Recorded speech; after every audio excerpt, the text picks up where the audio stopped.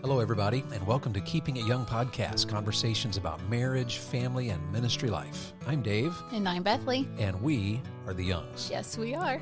Thank you for joining us for our Keeping It Young podcast today.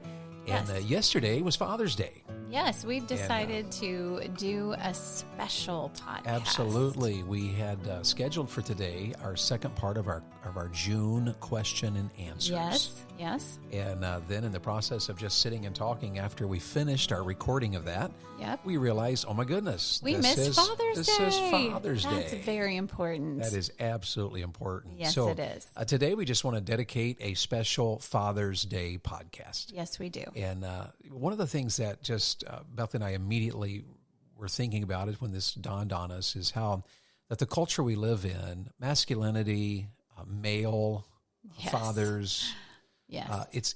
we live in a culture that's very negative about that. Yes, it is. And the culture around us, they ridicule guys, they make fun of guys, and men are now supposed to, not be strong. Right. We're supposed to be limited. We're supposed to be weak. We're supposed to be in touch with our feminine side. Yes. And so this is a good time to just recognize that culturally it's a challenging time for men. It's difficult because on the one hand, masculinity is demeaned, but also the absentee father is demeaned. Yeah. And actually, they are a result. It is a result. Sure. So on the one hand, if a guy is not there and he's not a good man, let alone a godly man, he's not taking care of his family. He's ridiculed. It's joked about. It's jerk. He's an idiot. Right. But it's not always. We do live in a sin-cursed world, but a lot of it is because of the demeaning of biblical masculinity. Absolutely. And then on the other hand, if he's a strong leader, and he is trying to be a godly man, he can be made fun of by the world. Right. So it's like a lose-lose situation. Misogynistic. Absolutely. And so culturally, we are living in a challenging time. But Beth and I were just thinking about our own fathers. Yes. And Bethley's dad, of course, is in heaven now. He was my pastor for 18 years. And, of course, my father-in-law for 26 of those, 25 of 26 of those. And not just our pastor and Bethley's dad and my father-in-law. He was a great friend to me. Yesterday, Beth and I exercised, and we were talking about Bethley's dad, and I miss him. I miss being able to call and talk to him about issues. Or he always had biblical answers for the issues that we face in ministry. Yes. And I appreciate that. What's some of your favorite memories of your dad? Well, my dad was very loving. He was a very, very loving man, affectionate with all of us children. He was free with his hugs and with kisses and with holding us. He was free with his affectionate words. He would constantly tell us that he loved us or that he thought we were beautiful, the girls, that Andy was handsome or that he had done a good job. Andy is my brother. Sure. For those who don't know, he would tell him he did a good job mowing the lawn or did a good job out hunting. My dad was a big hunter. Yeah, and so he was affectionate. We've been going through Bethley's family's stuff. Yes. Because her mother passed away this year. Right. And one of the things Bethley found that was just so intriguing to me was Dad's Strong's Concordance. Oh, and yes. It's got notes throughout it because when he studied, he would often study at the kitchen table Right. for his sermons, and he'd have an Yes. open Bible and open commentaries, and he always had that huge blue Strong's Concordance. It's huge. It was from a 1968 edition, I believe. It's an old one. Yes. Well, the funniest thing we found in it is in the opening cover. Yeah, the flyleaf. Is he put a list of, he loved to hunt. Yes. And he and Andy loved to hunt. Yes. And he made lists about His hunting records. It's his hunting record of what they hunted and how well did they do. Yes. And I thought of all the unusual places to put your hunting record. Well, apparently it was a little sacred. It was sacred. He put it in the Strong's Concordance. And that brought many a chuckle to us. Yes, it did. And he was a very loving man. I know we found also a lot of his cards that he wrote to Bethley's mom. Right. They had a very strong marriage. And I kept many of those for use in some of our upcoming couples retreats. So join us. They're great illustrations. Those that I can read publicly, that is. Right. But, anyway, I'm sorry I jumped in there about your daddy. That's totally fine. just ran a little rabbit trail in the hunting illustration there. But he was just, that was the the first thing that I thought of about Daddy, is he was just a very loving, affectionate man. And not just in our home as a husband and as a father, but as a pastor.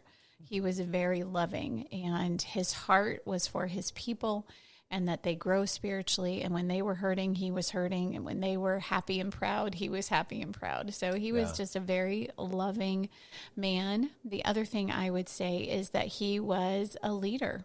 He did lead our home. My mom, any of you who knew us know that my mom was a very strong woman and quite opinionated.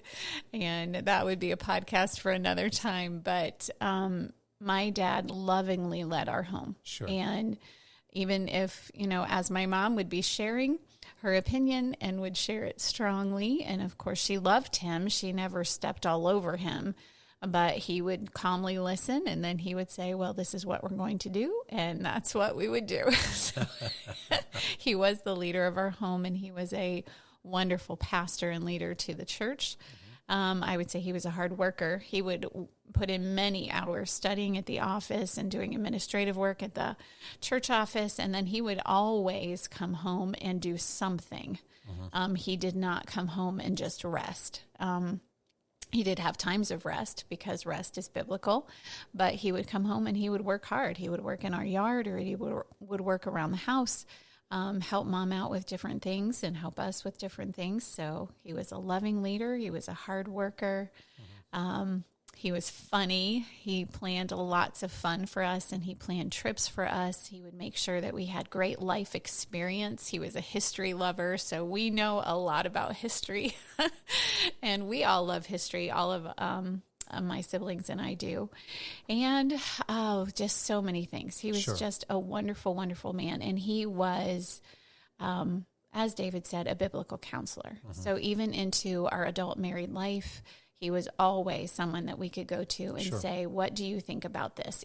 Anything, whether it would be a personal issue that we would have, we could go to him and ask personal advice about our family or our marriage, but even just culturally, sitting around the kitchen table, all of the issues of our culture could be solved biblically and succinctly by my father in one meal. And he would often say things like, well, here's what the Bible says. Right.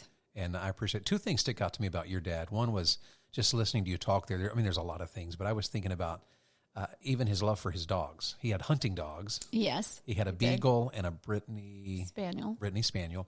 And they were outdoor dogs. So there was a kennel, and I remember they had their bed out there. They had their He would house. come home every day, and he would go change. Yes. So he would put on clothes that he could be outdoor with his dogs. And he would go outside. He would clean out their pen.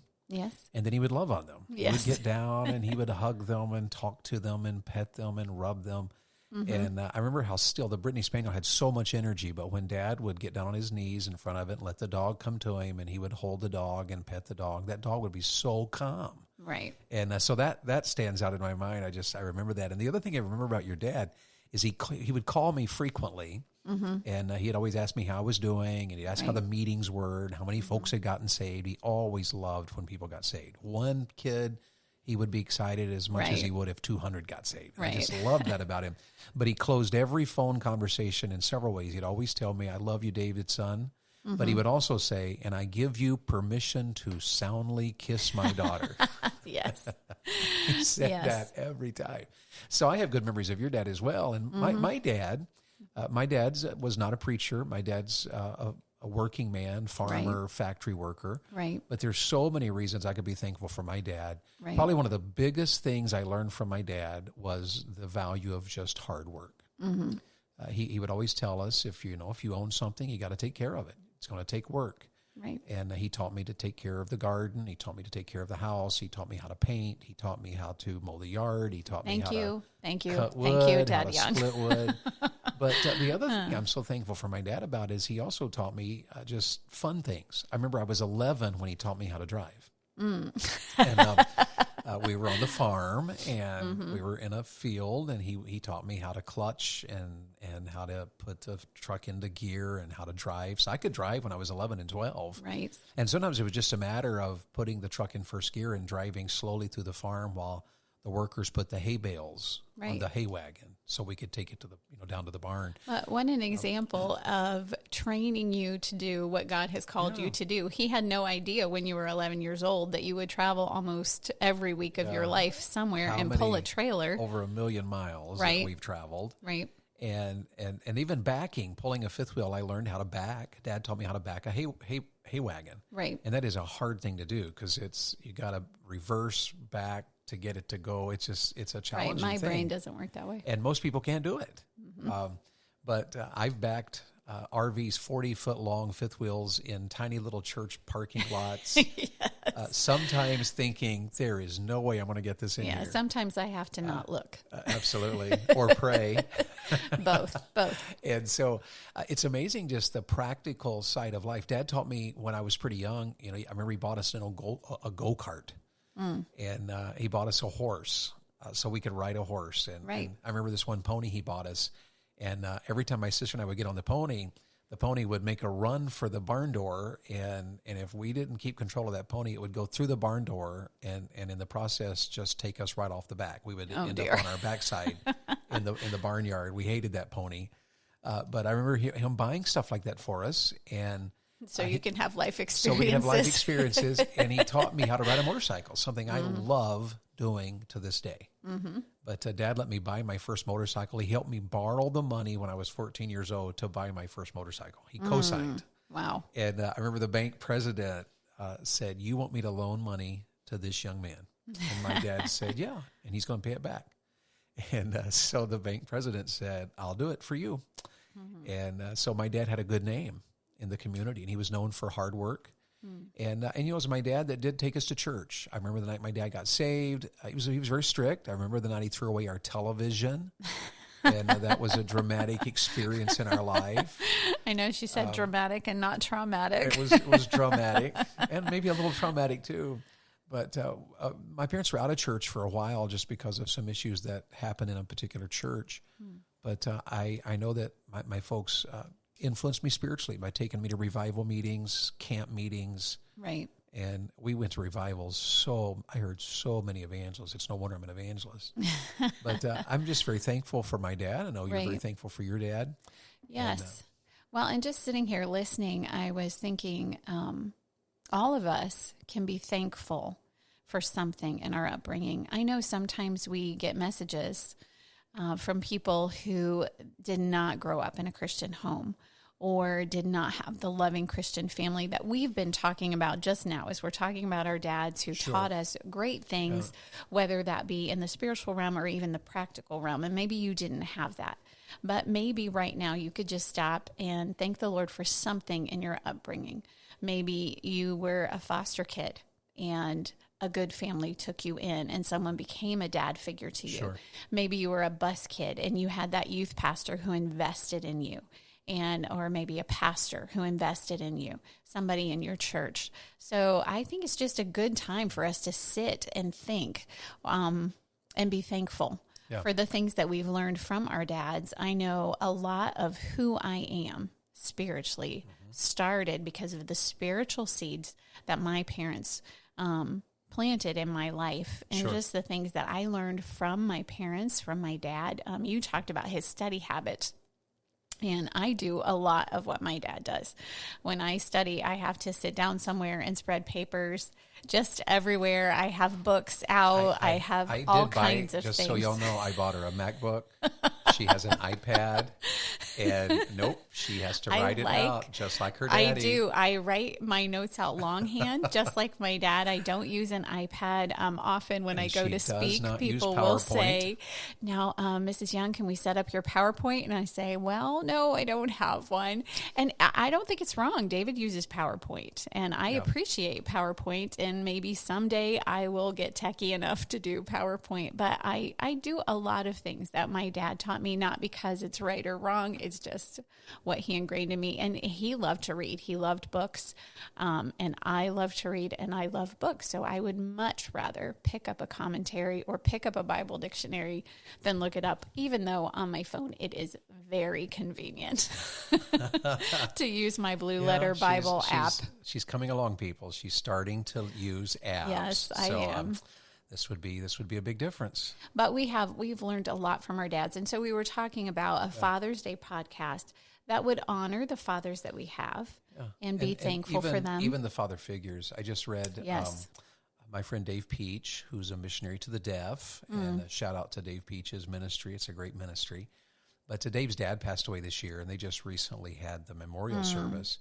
And I knew his dad. He was always a happy man. He was always friendly. He was always, likable. He was enjoyable to talk to. But Dave told a story in the letter I just read that he wrote about the memorial service. Mm-hmm. There was a young lady who had no dad. But in college, I guess it was that David's dad showed her attention and got to know her and actually walked her down the aisle when she got married. And Dave, in regards to his dad passing away, she told David, your dad was the first man that ever loved me. Or maybe it was the first man I ever loved. I can't remember which way it went there. Right. But it just showed me that even in the cases where you may not have a father figure the way I did or the way that Bethany did. Right.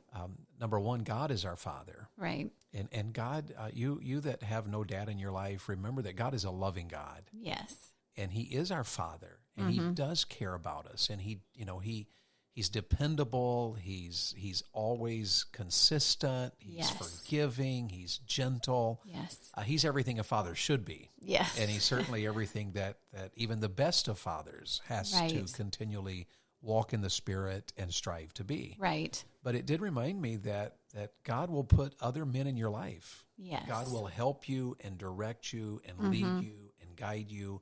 And so just praise the Lord for that, for all the men in your life. But I'm thankful for my dad, and I know Bethany's thankful for her dad. I am thankful for my dad. We are so blessed by the fathers. And yes. Any other thoughts about your dad that you'd want to share with our audience? Actually, I was going to share about the dad to my children.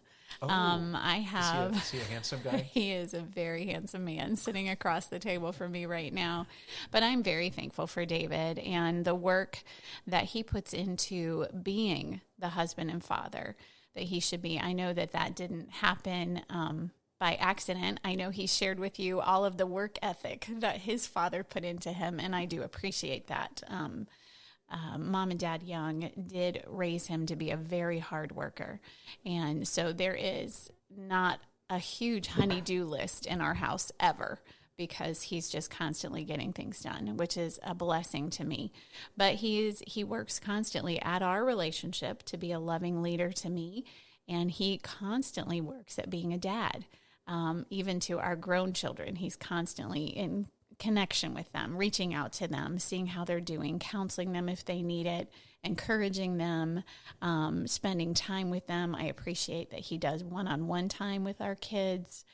He is aware of issues that we need to address in each of the children, and he doesn't just address them on the fly. He thinks them through.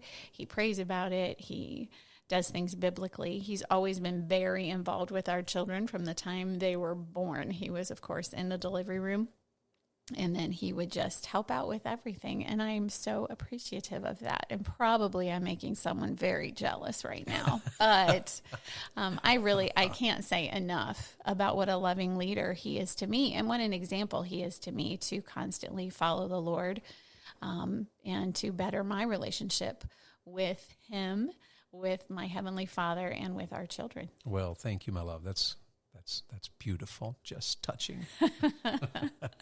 Because I was raised on a farm, a lot of people only know me as Evangelist Dave Young or whatever. And it always kind of amuses me. People are shocked when they find out things that I will do. Like I recently cut down 2 fairly large trees in my yard, and people were a little surprised. You cut those down, you pulled those and directed them, and so it is amazing. I'm so thankful for the influence that a dad can have. Right, just the common, everyday, practical things that you know how to do. And before we wind this up, let's encourage fathers for a moment. Yes. You dads that are listening, you're important. Yes, you are. You say, well, I'm so busy. Well, you know what? When you're checking the oil, have a kid check the oil with you. Right. When you're, running an errand, have a kid go with you and just talk in the car. Just invest. Talk. You don't have to set aside, I need an hour to spend with my son. Take your son for an hour when you're going on a trip to pick something up, or you're running to Walmart. Just include them in your everyday life. When you're getting ready to sharpen a chainsaw, take the time to say, here's how I do it. This is how you can do it. Mm-hmm. And it's just, you're doing it anyway, but having a kid there, and you talk, you communicate. This is where this goes. This is what I'm doing.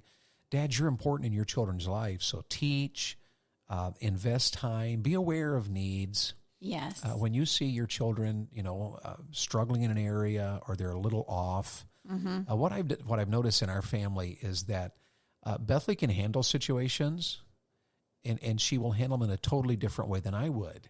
And sometimes I can help my wife by handling a situation before she has to. Right. So the kids may react differently to mom because she approaches things more from an emotional level as a lady. Mm. And if I see a need in my kid's life where that needs to change, that needs to be improved, we need to do a little altering here. Mm-hmm. And I take the time to meet with the kid and just very calmly say, hey, you know what you're doing, and this is wrong, and we're not going to do this in our family. Right. So I want you to change it. Will you change it, or do I have to help you to change it? and just by taking a few minutes, it's not a long time. A lot of times I can help Bethany take pressure off of Bethany just by simply leading in my home. Right. And one of the struggles, Daddy, you're going to find if and I would think this is true of all of us, is leading your family spiritually. Yes. But don't leave it to your wife to get the kids to church. You carry the Bible. You sing at church. You respond to preaching. You serve. Mm-hmm. And it sets the standards. Your kids will watch you. And Daddy, have family devotions. Right. Just take some time. You don't have to make a big deal about it, but read the Bible with your kids. Mm-hmm. Read a verse or quote a verse. This summer, we're in our family with our two younger ones. We're working through just reviewing the 10 Commandments and the Beatitudes, Psalm 1 and Psalm 19 and Psalm 23, Psalm 100. Just some of the classic passages. Yes. Just the time. And then we just close out the day in prayer.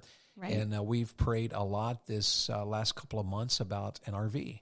And it's time to upgrade to a different RV, and so we can use it in our ministry. And it has been amazing to see our children pray with us. Yes. And God is answering. And I notice our youngest is especially excited. She is. Wow. Yes. She's, wow, they gave. Yes. Someone gave. And the Lord is answering this prayer. So, Dad, you're important. We just wanted to set aside this Father's Day to honor our dads, and just to honor fathers, and to encourage you to walk with God, invest in your family. It's worth it. Yes, it is. That investment time is worth it. And don't be intimidated by this culture. Sure. Be a man who walks with God and loves your family, because that is so worth it. The rewards are way beyond what we can even say in this podcast. And wives and mamas, make sure you spoil that man. Hey, that's a great idea, and I strongly recommend that. On Father's Day, honor him